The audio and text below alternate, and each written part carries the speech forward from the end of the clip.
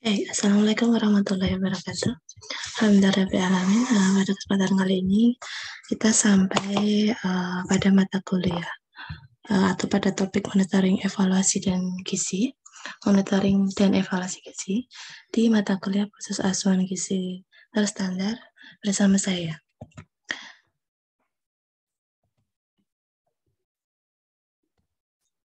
Baik, sebelum kita mulai, mari kita berdoa terlebih dahulu. Bismillahirrahmanirrahim. Itu bila isbah, wabil Islam dina, wabil Muhammad nabiyya wa rasulah. Rabbi zidni ilma warzuqni fahma.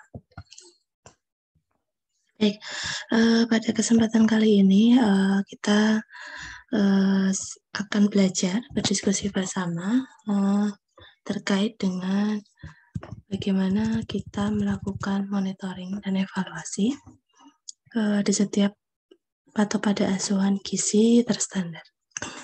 Namun sebelumnya mari kita ingat kembali bahwa pada prinsipnya asuhan gizi itu memang harus berurutan dimulai dari asesmen gizi, kemudian diagnosis gizi, yang ketiga yaitu intervensi gizi, dan yang keempat adalah monitoring evaluasi. Pada tahap monitoring evaluasi nanti kita akan banyak melakukan atau belajar tentang bagaimana kita memonitor, bagaimana kita melihat progres perubahan atau progres pasien, apakah mengalami keburukan atau mungkin malah membaik. Harapannya memang membaik. Kemudian dari apa yang kita monitor, kita akan melakukan pengukuran indikator hasil dari evaluasi kita sendiri. Nah, nanti kita juga akan melakukan dokumentasi di mana nanti harapannya dalam proses monitoring evaluasi ini kita bisa memantau perkembangan pasien dari setiap intervensi yang diberikan. Tentu dalam proses asuhan gizi ini kita tidak bisa terlepas dari yang namanya kita melakukan kolaborasi dan tentu berbagai aspek yang lain terkait dengan bagaimana kita melakukan atau istilahnya kalau dengan profesi yang lain kita harus lebih banyak menjaga etik kita. Harapannya nanti setiap kita melakukan intervensi atau kita melakukan pengamatan atau juga istilahnya kalau evaluasi terhadap kesembuhan pasien, kita kan juga akan melakukan kolaborasi bersama dengan dokter, perawat, radiolog yang mana memang dalam setiap tindakan itu kita harus tetap berhati-hati. Nah, tentu selain itu kita juga perlu meningkatkan pengetahuan dietetik kita dan juga harus terampil, dan juga memang dalam setiap profesi kita harus memiliki kompetensi. Tentu dalam setiap kita melakukan monitoring atau asuhan gizi harus melakukan upaya agar kita lebih kritis lagi mengatasi melakukan asuhan gizi pada pasien, karena memang kasusnya itu kita individual, jadi nggak bisa kita samakan kasus penyakit A sama dengan kasus penyakit B. Meskipun sama-sama ginjal tapi mereka kita harus melakukan intervensi asuhan monitoring itu harus spesifik sesuai dengan kondisi pasien. Baik, monitoring dan evaluasi gizi itu merupakan langkah kritis untuk menentukan hasil spesifik dari asuhan gizi. Nah, di dalam menentukan itu perkembangan pada pasien, kita harus melihat apakah dampak yang diharapkan pasien itu sudah tercapai. Dari dalam monitoring itu, kita melihat setelah kita berikan intervensi, asuhan gizi, konseling, dan lain-lainnya, bagaimana kita lakukan monitoring dan bagaimana kita melakukan evaluasi. Nah, dari proses monitoring evaluasi ini kita akan menjawab suatu pertanyaan apakah strategi intervensi gizi kita itu sudah bekerja dengan baik, sudah bisa memecahkan masalah, atau sudah bisa menjawab diagnosis gizi yang sudah kita buat. Ya, apakah nanti kita bisa memonef atau mengatasi penyebab dari satu penyakit tersebut, atau mungkin kita bisa melihat atau setidaknya kita melihat penurunan dari gejala dan simptom atau tanda dan gejala yang dilakukan atau yang terjadi pada pasien tersebut. Apa tujuannya? Bahwa kita ingin menentukan dampak dari intervensi gizi atau juga kita melihat outcome yang diharapkan. Outcome-nya itu apa yang diharapkan.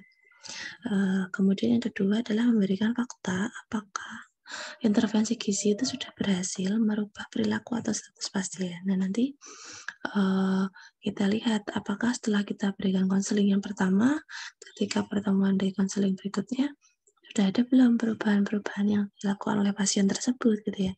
Atau kita juga bisa melihat bagaimana kita melihat dari hasil labnya. Jadi setelah 1 bulan gitu ya, pasien merawat jalan di rumah, kita lakukan monitor evaluasi, bagaimana dengan hasil labnya, apakah sudah ada penurunan kadar gula darah, apakah sudah ada penurunan kadar asam urat gitu ya. Itu kita lihat dari hasil labnya. Nah, selain dari itu, kita juga akan melakukan evaluasi outcome asuhan gizi. Nah, kita melakukan evaluasi outcome asuhan gizi, biasanya kita lihat, kalau memang progresnya masih lambat, ya berarti kita akan lakukan satu tindakan-tindakan yang memang harapannya pasien itu bisa mulai merubah atau setidaknya melakukan apa yang memang kita anjurkan ya. Ya, salah satunya mungkin program diet gitu ya, atau mungkin juga pengobatan yang rutin, atau mungkin semacam intervensi-intervensi yang memang sudah diberikan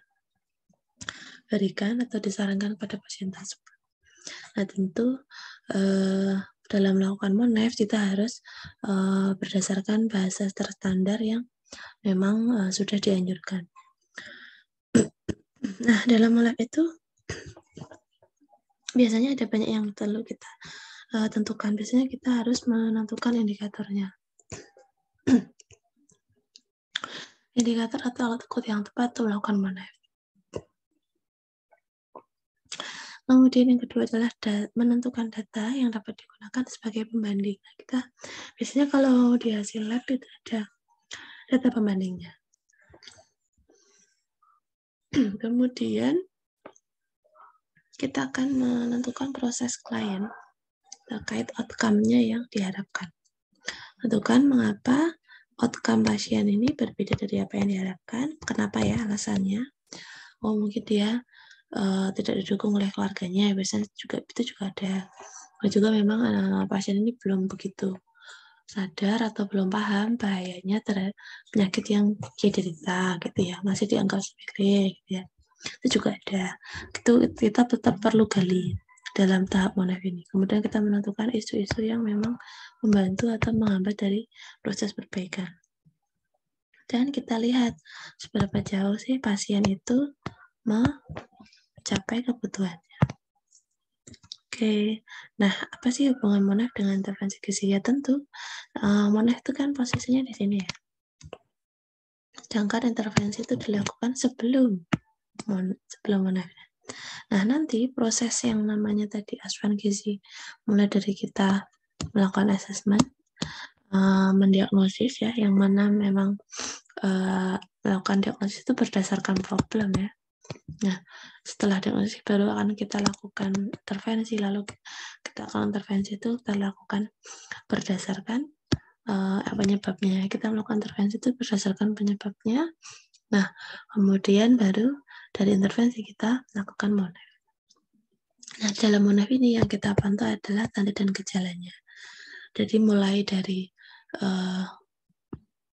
hasil lab itu kita pantau. Kemudian kalau kita berikan konseling, maka kita lihat apakah ada peningkatan perilaku ya atau perubahan behavior. Nah, itu juga kita bisa melihat tanda dan gejala lainnya, perubahan-perubahan yang memang bisa kita pantau gitu ya. Kita indikator-indikator yang sudah ditentukan dari awal melakukan intervensi.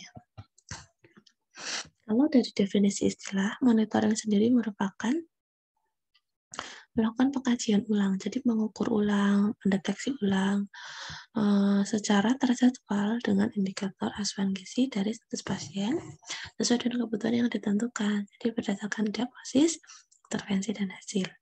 Sedangkan evaluasi, kita akan melakukan perbandingan, membandingkan secara sistematik data-data saat ini dengan status yang sebelumnya. Jadi kita akan lakukan apakah tanda dan gejala yang kemarin pasien itu mengalami mual, muntah gitu ya, misalkan tanda dan gejala kemarin pasien mengalami kadar gula darah yang tinggi, ya kita akan pantau, kita akan evaluasi di mana harapannya kadar gula darah sudah mulai menurun atau setidaknya mendekati normal. Atau juga bisa kita lihat, oh demamnya sudah berkurang, jadi dalam kita lakukan evaluasi, ternyata dengan pemberian cairan maka pasien tersebut sudah menurun demamnya, gitu ya. Salah satunya itu kita lakukan evaluasi. Nah, tentu dengan melakukan evaluasi ini kita harus tetap melihat tujuan intervensi kita tuh apa. Jadi awalnya kita lihat dulu. Kita lakukan tujuan intervensinya apa, kemudian kita lihat evaluasinya. Oh, kita evaluasi sudah sesuai belum, sudah tercapai belum tujuan intervensi gizi yang kita tentukan. Nah, seberapa efektif asupan gizi yang dilakukan, kita juga lakukan di tahap evaluasi. Jadi efektivitas ini kita pastikan bahwa asupan gizi yang kita buat itu memang sudah tepat ya, sudah efektif ya, sehingga ada proses perbaikan pada pasien. Selain itu kita terkait dengan monitoring, kita akan banyak membahas tentang luarannya. Luaran dari asupan gizi adalah berkaitan dengan tadi diagnosis gizi dan tujuan intervensi yang sudah direncanakan. Ya. Sedangkan indikator itu suatu tanda yang bisa diukur dan bisa dievaluasi untuk menentukan seberapa efektif sih dari asupan gizi. Biasanya ini bisa kita lihat dengan jelas ya di hasil lab pasien. Jadi setelah di rumah gitu ya, setelah dirawat, kemudian diminta pulang gitu ya, dilakukan perawatan di rumah. Nah, nanti dilakukan kontrol lagi, misalkan 2 minggu lagi gitu ya. Nah, itu nanti pasien akan dilakukan pemeriksaan ulang ya, dari mulai tanda vital gitu ya. Tanda dan gejalanya sudah yang dirasakan apa sekarang gitu ya. Kemudian hasil labnya dicek dulu, hasil darahnya seperti apa, gula darah, kolesterol gitu ya. Kemudian apakah ada edema kalau pada penyakit ginjal gitu ya. Apakah ada keluhan apa, misalkan oh masih mual, masih nggak bisa makan gitu ya. Oh ternyata kadar gula darahnya kok saya sudah mengaturkan diet tapi kok masih tinggi ya. Nah, itu perlu kita evaluasi, kita lihat indikatornya menggunakan tadi cek lab tadi, salah satunya itu. Lalu kita melakukan konseling ya, dari hasil konseling tadi kita lakukan pendataan lagi ya, pendataan di mana target-target yang sudah kita minta pada pasien itu kita lihat lagi, kita evaluasi lagi apakah sudah tercapai. Nah, komponen-komponen dalam monif gizi salah satunya adalah monitoring, mengukur, dan evaluasi. Monitoring itu kita akan memperlihatkan data-data yang dipengaruhi oleh intervensi gizi, apakah positif, apakah negatif. Dengan kemudian mengukur hasil pengukuran dari indikator asupan gizi itu. Jadi kita melakukan pengukuran, diukur kembali ya, dicek di lab lagi, dicek tanda dan gejalanya, dicek apakah tadi asupannya, recall makanannya gitu ya, apakah sudah sesuai dengan target yang ditentukan kita. Kemudian lakukan evaluasi. Nah, evaluasi itu adalah membandingkan hasil saat ini dengan tujuan dari yang sudah dibuat di pertemuan sebelumnya. 4 indikatornya sudah ada ya, bahwa kita biasanya melakukan antropometri ya, A sendiri. Kemudian kita akan melakukan indikator yang kedua yaitu B, biokimia atau tes medis dan secara prosedural. Kemudian pemeriksaan fisik ya, biasanya fokus terhadap gizi fisik ya. Kemudian baru kita melihat riwayat terkait makanan dan gizi yang biasa kita sebut ya, kita recall lah ya, kita recall. Kemudian domain-domain yang terkait dengan outcome asupan gizi biasanya ini riwayat terkait makanan dan gizi, pengukuran antropometri, data medis, pemeriksaan fokus gizi, dan kita lihat dengan standar pembandingnya ya. Standar bandingnya kan banyak. Kalau dengan lab ya kita lihat ada rujukan positifnya ya. Kalau antar pemerintah juga sudah tahu status gizinya dikatakan baik jika DHZ skornya sekian sampai sekian. Ya. Riwayat terkait makan juga begitu. Standar bandingnya adalah apa? Kalau lebih dari 80% maka dia dikatakan asupannya sudah baik, sudah tercapai gitu ya. Tapi kalau belum maka kita perlu evaluasi lagi. Tumpang tindih dalam pengkajian gizi dengan Monaf memang hampir sama ya antara artinya dalam tahapan asesmen gizi di awal ya, asesmen yang dari tahap ADIME itu. Nah, itu kan antara pengkajian dengan Monaf itu memang hampir dikatakan hampir sama. Bedanya bahwa kalau asesmen itu dilakukan di awal pasien di mana kita akan melakukan intervensi ya. Kemudian baru kita Monaf seberapa perubahan ya yang sudah kita lakukan dari intervensi tadi. Nah, setelah kita Monaf akan kembali lagi, berarti ada yang perlu diperhatikan, ada yang perlu dikurangi atau diperbaiki gitu ya, sehingga kembali lagi ke jalur dari awal, bahwa jika memang tidak ada atau belum ada perubahan, maka kemungkinan ada kesalahan dalam melakukan asesmen gizi di awal. Kemudian ada kesalahan atau ketidaktepatan dalam pembuatan diagnosis gizi.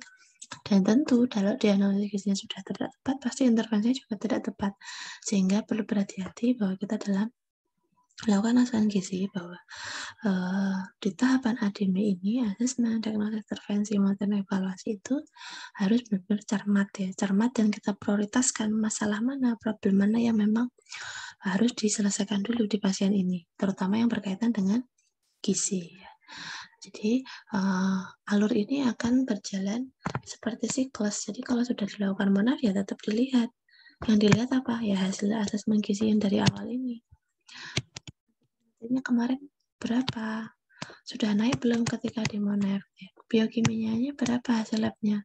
Ada perubahan tidak setelah dilakukan intervensi gitu ya? Kimianya fisiknya bagaimana? Tanda dan gejalanya? Itu ya kita lihat. Kemudian dietary-nya bagaimana? Ada nggak perubahannya gitu ya? Ada nggak perubahannya? Kita Monaf, jadi hampir sama memang indikatornya, tapi kita lakukan Monaf ini dalam satu siklus, jadi tidak bisa terlepas dari proses pengkajian gizi. Lalu data-data yang digunakan memang cenderung sama ya, memang sama. Ini bagiannya asesmen gizi, ini yang bagiannya Monaf dan evaluasi gitu ya. Sehingga memang nanti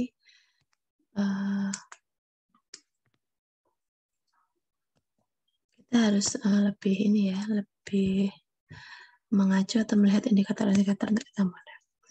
Nah, tujuan dan penggunaan data tersebut tuh berbeda. Jadi data ini digunakan untuk melakukan asesmen atau pengkajian pada pasien ya, pengkajian gizi pada pasien. Namun kalau Monaf itu kita melakukan data ini untuk melakukan apa tadi? Melihat ada perubahan nggak, ada yang perlu dievaluasi nggak. Jadi itu adalah perbedaan di penggunaan ABCD tadi dalam proses atau antara asesmen gizi dengan monitoring evaluasi gizi. Nah, pada Monaf biasanya memang digunakan untuk mengevaluasi dampak dari intervensi, sedangkan asesmen kan kita lakukan asesmen itu untuk menjadi dasar kita akan melakukan intervensi, sedangkan Monaf itu adalah di mana data ABCD ini kita lakukan, kita evaluasi dampak dari intervensi. Ini memang berbeda ya. Oke, pengkajian gizi dan Monaf terminologi. Sebenarnya ini hampir sama, yang mana memang intinya adalah kita lakukan standar pembanding saat kita melakukan Monaf. Lalu sumber datanya dari mana? Ya sama, sumber datanya adalah dari rekam medis salah satunya itu. Ya, karena kita bisa melihat hasil lab, hasil pemeriksaan fisik yang dilakukan oleh dokter. Dan kita sebagai ahli gizi juga bisa melakukan pengambilan data tambahan ya. Misalnya ini, perubahan makan. Kemarin makan siangnya dengan makan malam, ada peningkatan nggak asupannya gitu ya. Dan kita lihat bagaimana pemahaman pasien tersebut, pengetahuan sudah kita lakukan, edukasi yang kita lakukan, apakah pengetahuannya sudah meningkat atau belum gitu ya. Oke, kemudian kriteria untuk melakukan evaluasi indikator asupan gizi. Kriterianya apa saja? Kita anjurkan melakukan ini. Ada goalnya, ada tujuannya ya, standar tujuannya tetap harus ada, data dasarnya dari pengkajian gizi awal, kita harus punya itu. Nah, rujukan standarnya nanti kita lihat, ada namanya practice setting. Biasanya di sini kita lihat umur pasien dan kliennya, kemudian kita lihat penyakitnya. Jadi, dalam kita melakukan evaluasi indikator asupan gizi, kita harus tetap memperhatikan rujukan standarnya. Salah satunya itu tadi ya. Praktis settingnya di mana, apakah dirawat inap, apakah dirawat jalan, apakah hanya masyarakat umum, gitu ya. Atau juga kita lihat berdasarkan umur pasien, apakah dia berusia anak atau sudah lansia. Tentu kan standarnya juga berbeda ya. Nah, itu juga perujukannya yang lain adalah berdasarkan penyakitnya, penyakit yang diderita seperti apa. Tentu kan punya standar rujukan yang berbeda-beda ya, berdasarkan penyakit tersebut. Nah, biasanya dalam Monaf itu kita ada fokus-fokus yang memang harus kita perhatikan. Salah satunya adalah sign and symptom. Ya, dimana memang sign and symptom ini kita akan melihat apa sih dampak perubahan yang dilakukan setelah dilakukan intervensi. Jadi ada perubahan tanda dan gejala setelah dilakukan intervensi. Sehingga pada tahap Monaf ini, biasanya kita lihat ada perubahan nggak asupannya, ada perubahan nggak suhu tubuhnya, ada perubahan nggak tekanan darahnya, perubahan nggak dengan kadar gula darahnya, atau dengan kebutuhan cairannya, atau dengan kondisi edemanya. Edemanya sudah menurun apa belum, seperti itu ya, sign and symptom. Nah, Monaf ini memang melakukan reasesmen kembali. Jadi dalam tahap pengkajian gizi tadi sudah saya bilang bahwa asesmen gizi itu dilakukan untuk dilakukan asesmen untuk bisa menjadi dasar apa sih yang akan kita lakukan, apa sih yang akan kita intervensi. Namun pada tahap Monaf, asesmen gizi ini kita lakukan untuk melihat dampaknya, dampak dari intervensi yang kita berikan. Nah, tentu jangan lupa bahwa dalam melihat atau melakukan Monaf, tentu kita akan melihat diagnosis gizi kita itu juga ada menampilkan atau menunjukkan tanda dan gejala yang memang sesuai dengan permasalahan yang dicerita oleh pasien. Jadi berdasarkan tadi diagnosis gizinya, yang mana memang ada problem, etiologi, dan sign and symptom. Hingga harapannya Monaf itu akan menarahkan tahap selanjutnya menuju reassessment dari siklus asuhan gizi, sehingga siklus ini akan berputar kembali terus sampai benar-benar pasien sembuh ya. Kalau sudah sembuh, maka dalam tahap Monaf ini hasilnya akan baik semua. Nah, gitu ya. Dan tentu nanti berhenti atau tidak dilakukan intervensi secara rutin gitu ya, dikatakan sembuh baik ya. Nah, baru nanti akan perlu kita lakukan controlling saja, nanti dilakukan ketika pasien diminta datang 1 bulan kembali atau 2 minggu kembali oleh dokternya. Ya, tentu kita harus ini ya, dalam tahap Monaf ini kita harus kritis bagaimana kita melihat indikator-indikator, data-data yang kita bandingkan gitu ya. Itu harapannya bisa menunjukkan suatu perubahan atau peningkatan ya. Sehingga harapannya pasien tidak berlama-lama tinggal atau dirawat di rumah sakit ya. Sehingga ada perubahan untuk bisa meningkatkan perbaikan pada pasien, tentu dengan menentukan ke-6 hal ini. Ini adalah contoh Monaf yang saya temukan di rumah sakit ya. Beberapa hal tentu yang dipantau sama ya, ada perubahan nggak di status gizinya. Yang tadinya gemuk, ada penurunan menuju ke ideal tidak. Kemudian ada perubahan hasil labnya, ada perubahan belum ada cek lab, berarti belum ada, perlu dilakukan pemantauan terhadap data biokimia gitu ya oleh dokter. Maka kita lihat kondisi klinisnya, kita lihat sudah ada belum perubahannya. Dan kita juga bisa melihat asupannya, pencapaian rata-rata asupannya sudah mencapai baik belum. Kalau baik, maka lebih dari 80, kalau cukup maka 51-79% dari kebutuhan sendiri. Dan kita lihat masalah dari gizi pasien itu apa? Apakah masih belum bisa menelan? Apakah sudah teratasi? Apakah memang masih perlu dipantau lagi? Apakah masih perlu dilakukan pemberian sonde atau perlu ditingkatkan lagi menjadi makanan yang lebih halus seperti itu ya. Jadi kita lihat masalah-masalah gizi pasien, kita lihat asupan nutrisinya, berapa persen kecukupannya, kondisi klinisnya, hasil lab, dan perubahan status gizi. Nanti kalau di rumah sakit, kalian juga bisa melihat form rekam medis yang mana memang kita khususkan untuk gizi ya. Nah, nanti di sini dalam menulis, seorang ahli gizi akan menulis catatan di dalam RM ya tentang ringkasan pasien pulang. Ketika pasien sudah pulang, maka apa sih yang harus disampaikan dalam RM itu? Salah satunya adalah jumlah kalori untuk makanan yang akan dikonsumsi oleh pasien, berapa kali dia akan makan, makan apa yang dianjurkan, dan makan apa yang sebaiknya tidak dikonsumsi. Nah, contoh reassessment di sini kita lakukan untuk mengetahui respon pasien terhadap intervensi gizi, yang mana memang kita melihat dari sisi antropometri, biokimia, fisik klinis, dan riwayat gizi atau dietary. Di sini ada contohnya, ada antropometri, intervensi gizi, ada fisik klinis, dan riwayat gizi. Kita lihat bagaimana kalau antropometri ada perubahan, tidak ada perubahan. Antropometri ada perubahan status gizi, oh tidak ada. Kemudian kalau dari biokimia, ada nggak perubahan dari hasil labnya? Oh, albuminnya ada perubahan. Oh, ada tambahan terkait cek lab gitu ya. Kemudian kita lihat fisik klinisnya. Oke, ternyata ada perubahan terkait mungkin tekanan darahnya, tanda vitalnya, ya, suhunya, suhu tubuhnya. Dalam riwayat gizi biasanya kita lihat dalam area biasanya keluhannya ada enggak? Kalau enggak habis itu kenapa penyebabnya? Kita tanya, kita gali lagi. Kalau ada perubahan perilaku, apa sih yang bisa kita lihat? Oh, pasien sudah mulai memahami makanan yang dibolehin sama yang nggak dibolehin gitu ya. Kemudian daya terima pasien bagaimana?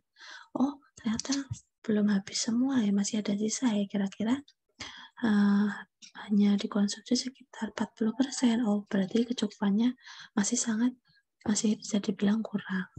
Kemudian apa sih kebutuhan gizi yang dipenuhi? Apakah sudah terpenuhi apa belum? Oh, oke, sudah belum terpenuhi, masih perlu kita pantau lagi ya. Itu namanya proses monitoring. Ini adalah contoh formulir yang berisi diet pasien ya. Ada namanya formulir pasien, atas nama gitu ya. Kemudian di ruang berapa, penyakitnya apa, dietnya apa. Oh, ternyata dia ada DM. Jadi adalah suatu formulir yang berisi tentang dia di DM nih, di DM dengan 1.700 kalori dan protein 30 gram. Dengan catatan makanannya adalah yang bersumber kacang-kacangan dan ikan laut dan seterusnya, gitu ya. Terima kasih. Nanti kalau ada yang belum paham bisa membaca referensi yang saya berikan, dan kalau memang perlu dilakukan diskusi bisa kita lanjut dalam forum di e-learning Unisa. Terima kasih. Alhamdulillah alamin. Semoga bermanfaat. Selamat belajar. Wassalamualaikum warahmatullahi wabarakatuh.